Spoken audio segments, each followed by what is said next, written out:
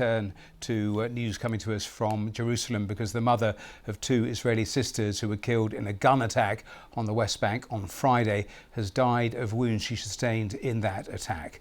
The family has released pictures of Lucy D, seen here with her two daughters, Maia and Rina. The three of them were travelling in a car when a gunman opened fire on them.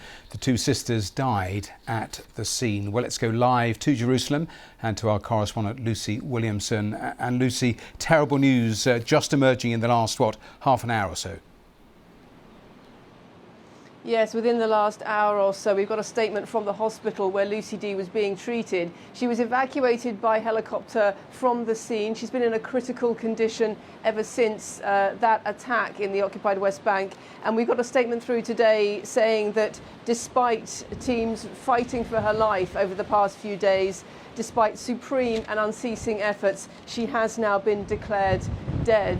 Of course, this comes just a day after her husband, Rabbi Leo D, held a funeral for his two daughters who were killed in that attack. And it was clear what a difficult occasion that was for him and also for his three remaining children, all of whom who spoke at the funeral.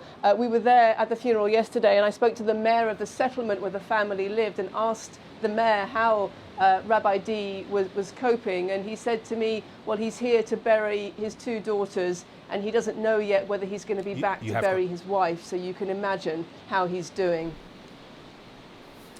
And Lucy, in terms of the tension in the area, it's been a terrible, 4 or 5 days. What is it like at the moment?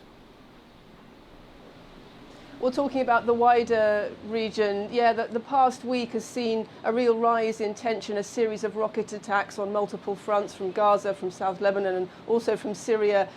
Israel responding with airstrikes in those areas. And a lot of the rise in tension has been attributed to the actions of Israeli police at the Al-Aqsa Mosque here in Jerusalem. There were scenes of the police going in to clear the mosque of people who were barricading themselves inside, and confrontations between the two inside the mosque. Today, in the last couple of days, it seems the Israeli police have taken a slightly different approach. There have been religious visits by Jewish worshippers to the same compound. And that was the reason the Israeli police gave for trying to clear the mosque in the first place. But in the last couple of days, they've taken a slightly different tactic. They've allowed people to stay inside the mosque and have simply increased security between the two groups of people as those Jewish visitors crossed over the compound. They've also made efforts to keep young men out of the mosque at the same time. So I think we've seen a reduction in tensions in the Al-Aqsa compound itself over the past couple of days. But in terms of the wider region, the tensions are still fairly high.